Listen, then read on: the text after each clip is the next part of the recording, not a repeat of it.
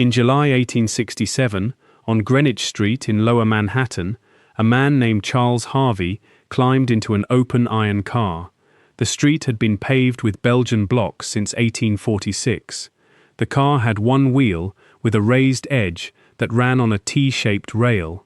The rail sat on top of a wooden structure 12 feet above the street. Harvey rode north for 600 feet, while a horse walked around a capstan at the Cortlandt Street end. The horse unwound the cable that pulled the car. The car moved at about 5 miles per hour. It traveled 600 feet and stopped. Harvey stepped onto a wooden platform at the same height as the car. Below him, Lower Manhattan traffic kept moving.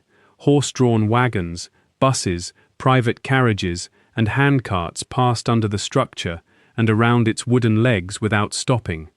Harvey bowed to the investors and newspaper reporters who had come to watch. That was the demonstration. Turning that one short cable car test into 11 miles of elevated railway above 4 of the busiest avenues in North America took 12 years. It also took an unknown number of Irish labourers working in dangerous conditions that the city watched every day but almost never wrote down. I have been reading engineering reports, payroll records, permit records, and old newspaper files. What I found is the story of a city choking on street traffic. It built the structure that helped save it, but the men who built it were mostly left unnamed. If these men and their work matter to you, subscribe now and come back, because what happened above those streets, and what fell from them, is the part of the story most people have never heard. Harvey was 35 years old in 1867. He had a history of proposing big projects that were never built. In the early 1860s, he promoted a telegraph cable across the Isthmus of Panama. In 1864, he proposed a suspension bridge across the English Channel. Neither project got funding. The New York Elevated Railway was his third big idea. This time, he found investors because the problem was a real emergency. By 1867, Manhattan streets below 14th Street carried an estimated 100,000 horse-drawn vehicles every day. The street grid had been designed for a city only 1/5 that size. Horse-drawn bus lines were carrying 3 to 4 times as many people as they were meant to carry. A morning trip from the ferry landings near Cortlandt Street to Madison Square, about 2 miles away, took 45 minutes to an hour by bus on a normal workday. The city's freight system depended on horse wagons moving goods from East River and Hudson River piers. Every day, workers lost hours because of traffic jams. Merchants below Canal Street said that traffic added 10 to 15% to the cost of moving goods from the piers to their warehouses. Engineers had been suggesting solutions since the 1850s.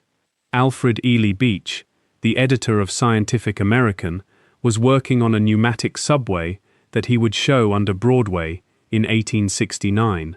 City leaders often talked about widening avenues, but they did not do it because buying property would cost too much.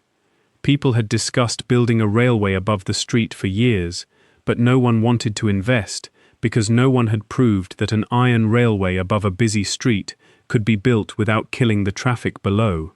Harvey's July demonstration was meant to answer that question.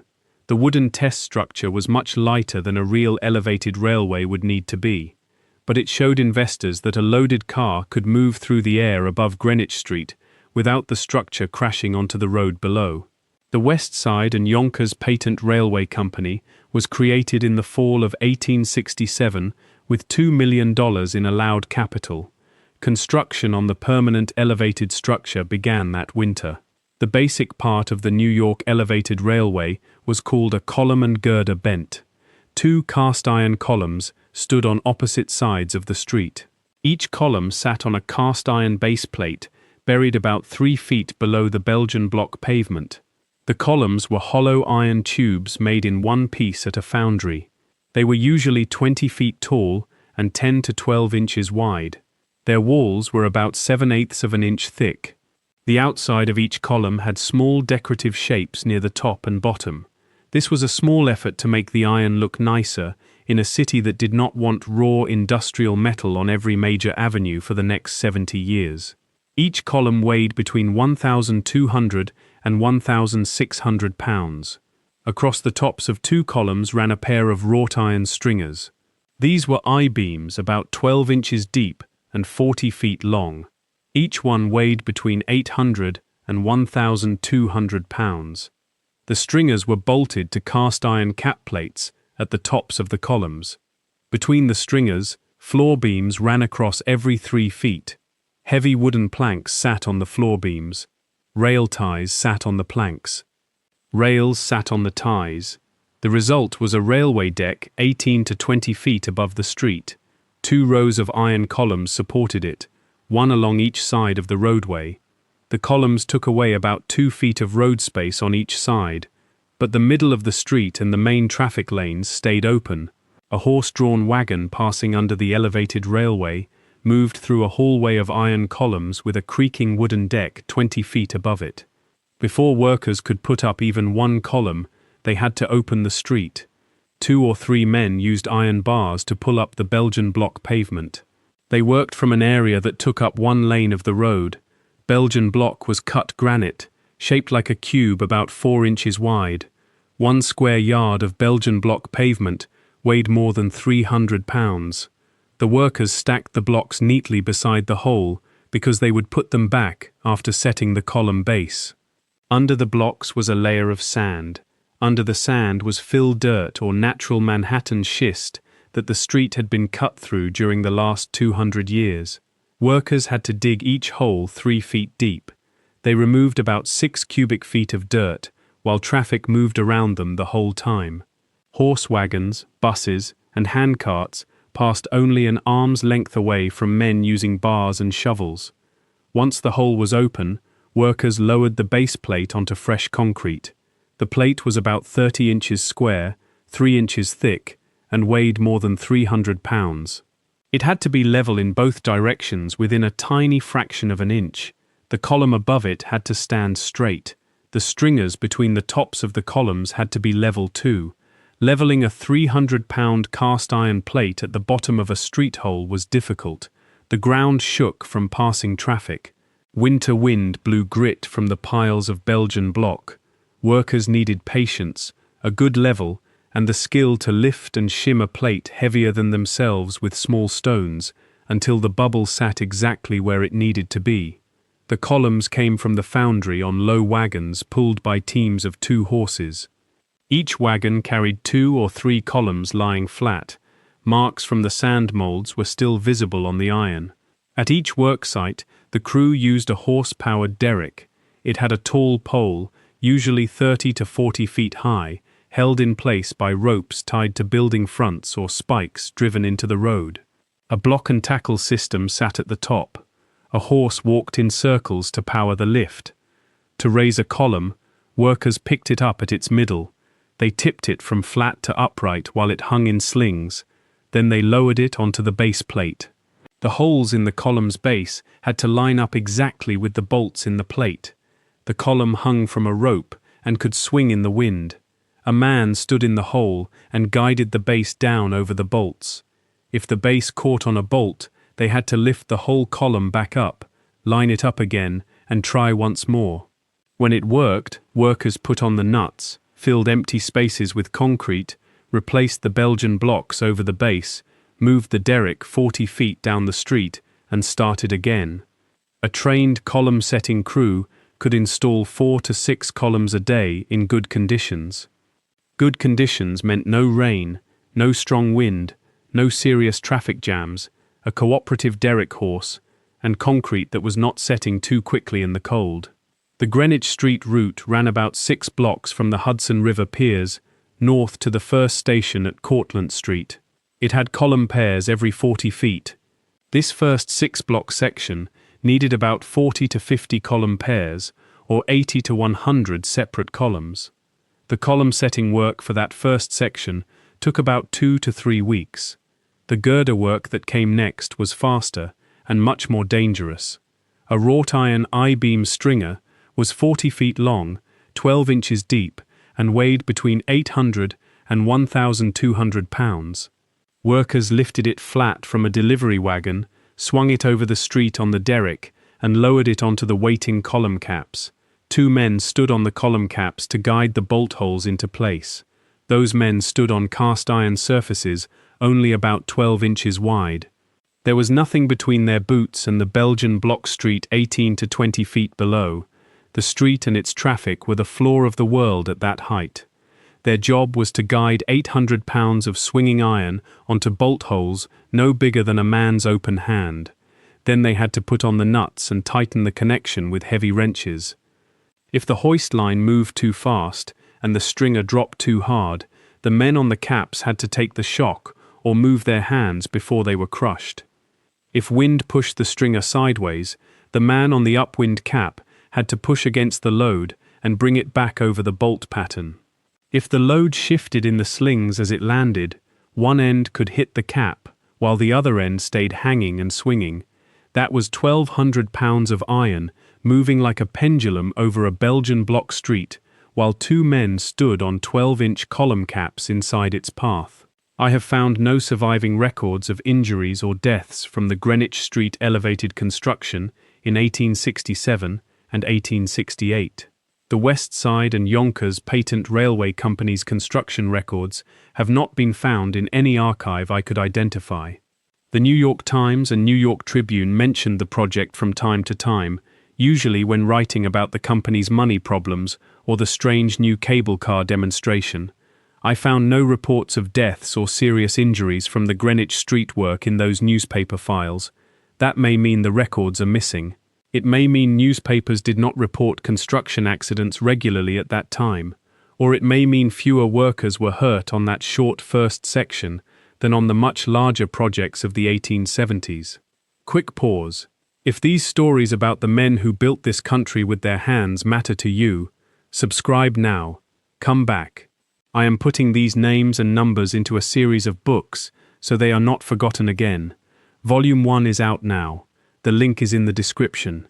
By 1870, Harvey's cable system had broken down so often that investors decided to replace it. The underground cable that pulled the cars often snapped under heavy loads. Trains became stuck on the elevated deck, with passengers sitting in open cars above the street, while repair crews worked below. The company had already been reorganized once because of money problems. In 1870, the company decided to change to steam power. The line reopened in 1871, with small steam engines made especially for elevated railways. The switch to steam required another round of construction on the deck Harvey had designed. The floor beams made for the lighter cable cars were not strong enough for the heavy axle loads of steam engines. Workers had to strengthen the deck in many places. They also added braces to the columns where tracks curved. Moving trains pushed sideways on the structure more than the original design had expected. The men doing this work in 1870 and 1871 did much of the same iron work as the first crew, but now they worked on a railway that was partly running and earning money. Trains did not run at night. Reinforcement crews worked after the last train of the day and before the first train the next morning. They worked in the dark on an elevated deck with gas lanterns for light. Through the spaces between the wooden planks, they could see the street 20 feet below. During the 1870s, a contractor named José de Navarro managed much of the expansion of Manhattan's elevated railway system. De Navarro's name looked Spanish because it was, but he was born in Glasgow in 1823. His mother was Scottish, his father was Spanish, and had come to Britain during the Napoleonic period. De Navarro came to the United States as a young man. He made a fortune supplying sugar to the Union Army during the Civil War. In the early 1870s, he became the main construction contractor for the growing elevated railway system. He built the 3rd Avenue elevated line, completed in 1878. He also managed construction of the 6th Avenue and 2nd Avenue lines later that decade. De Navarro was not a trained engineer. He was a contractor in the full 19th century meaning of the word. He could gather workers, move supplies, keep a schedule, and manage the political relationships needed for large New York construction projects. William Shaler Smith designed much of the engineering for the elevated expansion. He was one of the country's more skilled structural engineers at the time. Theodore Cooper designed some later sections and connection structures. He would later design the Quebec Bridge in Canada, which collapsed in 1907. The iron for the expansion mostly came from the Trenton Iron Company in New Jersey and from rolling mills in the Hudson Valley. At that time, Abram Hewitt led the technical work at Trenton Iron. He was one of the country's leading experts in wrought iron production and would later become mayor of New York. The Trenton Works made wrought iron I-beams to the exact sizes that elevated railway engineers needed. The prices made large city construction possible in a new way. Foundries in Jersey City made the cast iron columns. Barges carried the iron across the Hudson River. Wagons then took it to construction sites. Those wagons caused traffic complaints in nearly every neighborhood the elevated railway passed through, which was almost every neighborhood in Lower Manhattan. At the same time, most labor gangs on the elevated expansion were Irish. The Irish famine immigration of the late 1840s had brought many Irish people to Lower Manhattan and Brooklyn. By the 1870s, their American-born sons were a major part of New York's manual labor force.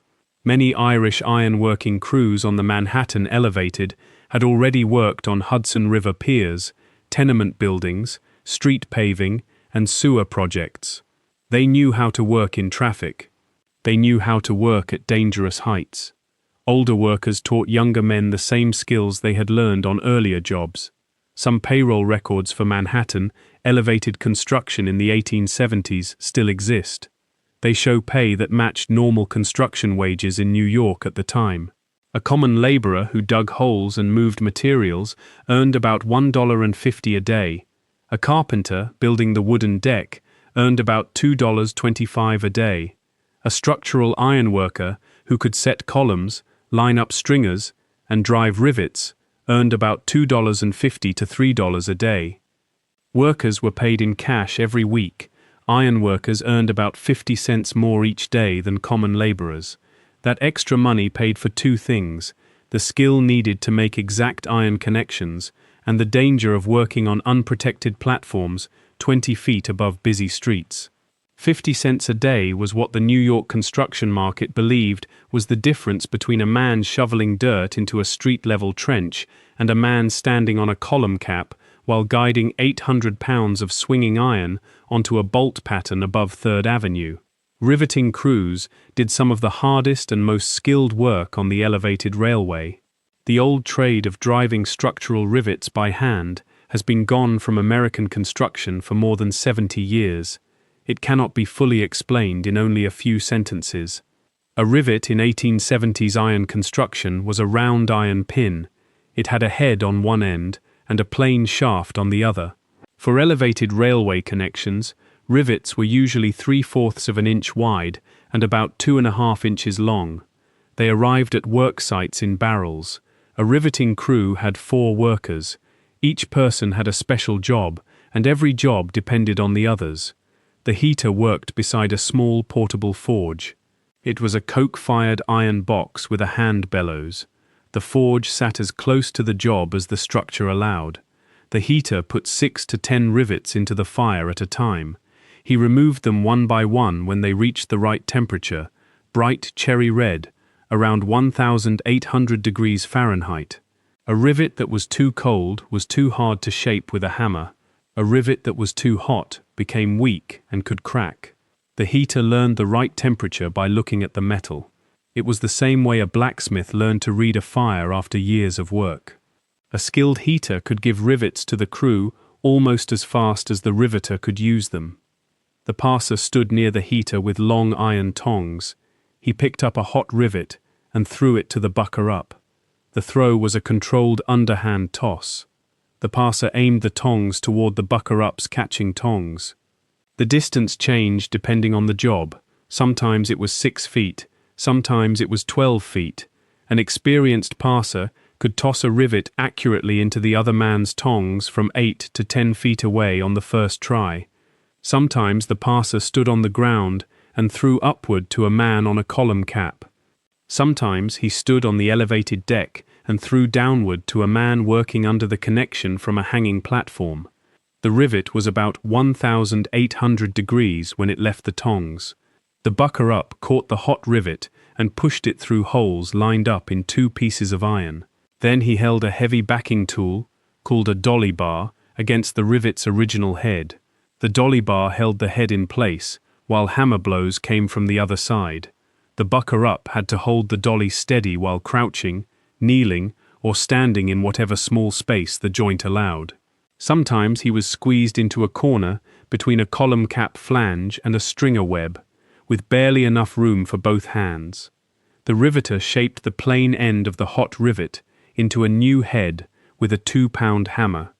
He had to work fast while the iron was still soft enough to shape. Each rivet took between 15 and 30 hammer blows. A skilled riveter working on a hot rivet in a clean joint could finish it in 15 blows. The riveter swung a 2-pound hammer at full arm length again and again. He stood on an unprotected iron platform 18 to 20 feet above a busy street. Sometimes the hammer slipped. A hammer that slipped above a street went wherever it went. A good riveting crew could drive 30 to 40 rivets in an hour. One column-to-stringer connection needed between 8 and 16 rivets, depending on the kind of connection. When the 3rd Avenue elevated line was finished in 1878, it was 11 miles long. Its structure likely used between 2 million and 4 million rivets. Workers drove those rivets by hand, one at a time, while standing on unprotected iron platforms above 3rd Avenue. Quick pause. Join the membership for $4.99 a month. You get early access 24 hours before the public, a loyalty badge, custom emoji, and members-only polls. The link is in the description. Now, back to it. The complete record of injuries and deaths from Manhattan, elevated construction in the 1870s, is incomplete, just like many records of working-class death and injury in 19th-century New York.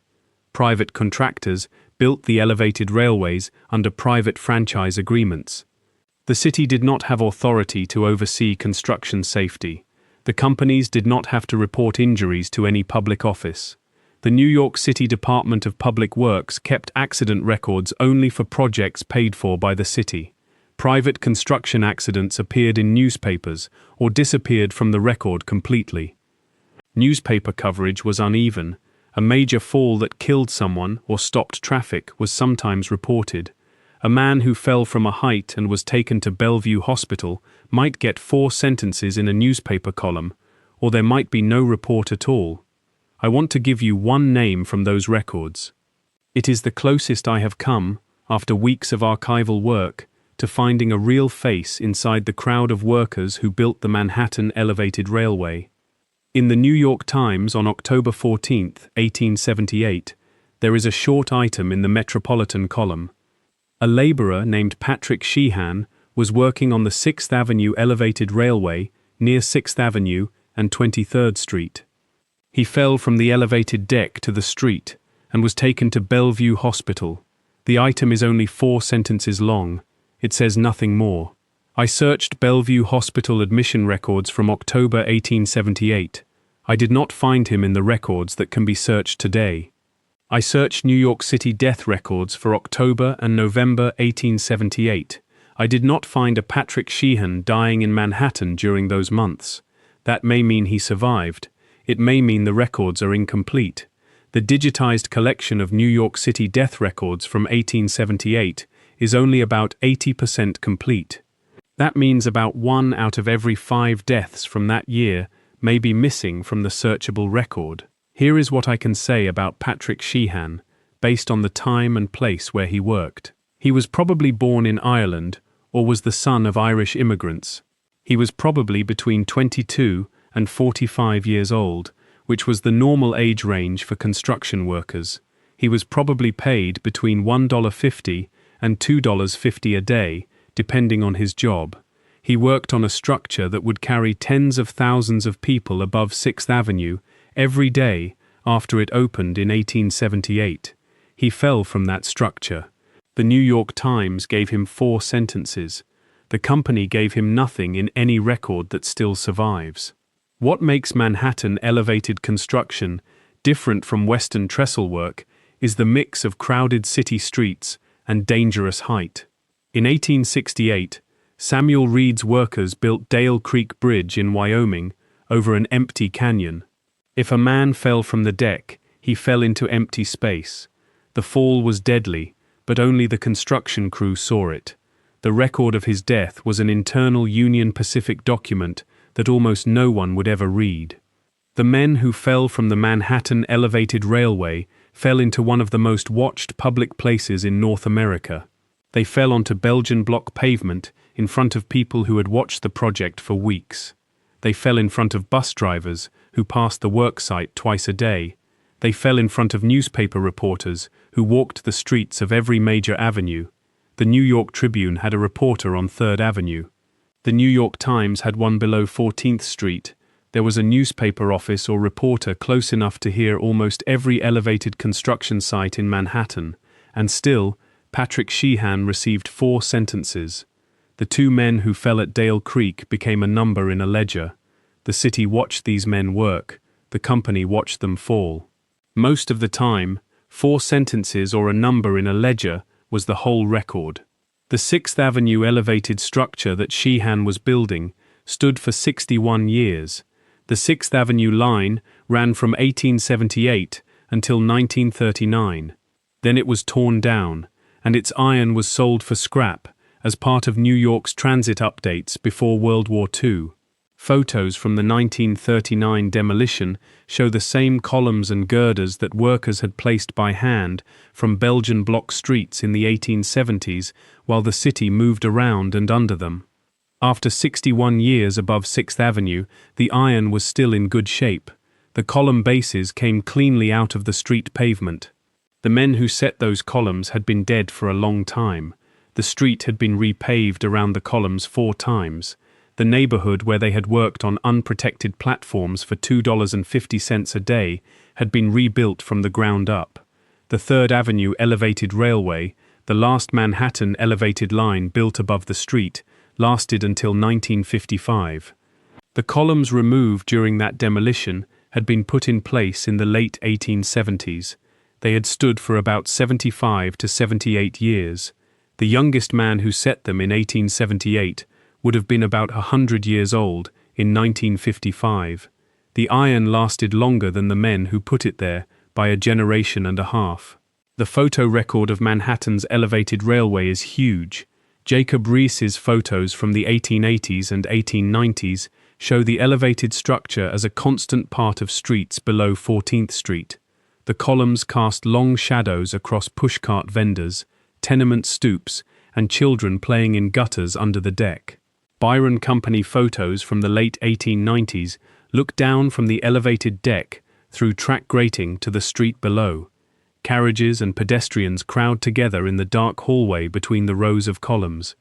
The elevated iron appears in the background of nearly every street photo of Lower Manhattan from 1880 to 1955. It appears behind crime scenes, tenement inspections, election days, and ticker tape parades. For 75 years, it was the sky of Lower Manhattan. That sky was built by men whose names are mostly missing from every record I have found. The iron that lasted 75 years was placed by hands we cannot name. Patrick Sheehan got 4 sentences. The 2 men at Dale Creek became a number.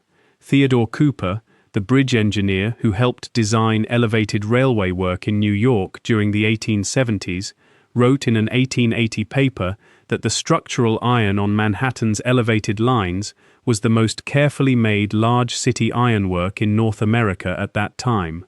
He was talking about the iron. He was not talking about the men who put it there. The column and girder method, developed by Harvey, de Navarro, and unnamed Irish ironworkers on Greenwich Street and 3rd Avenue, became the standard system for elevated railways in America. It was used in Brooklyn, Chicago, Boston, and Philadelphia. The Chicago L, which still runs today on iron-framed columns above downtown streets, uses a structural system that came directly from the method first shown on a wooden trestle over Greenwich Street in July 1867. Every time you ride the Chicago L above the street and look down through the grating at the intersection below, you are riding on a system shaped by men doing exact and dangerous ironwork in New York for $2.50 a day. The next time you stand under an elevated structure anywhere in this country and feel cars shaking above you, remember the men who first raised that iron above busy streets. They had no safety nets. They had no hard hats. They had no laws protecting them if they were hurt and then forgotten by the company that hired them. They set the columns by hand. They drove the rivets while the metal was hot. They stood on column caps above traffic and guided 800 pounds of swinging iron onto bolt patterns no bigger than an open hand. They kept working while the city moved around and beneath them, and wrote down almost none of it. That is the work I came to tell you about.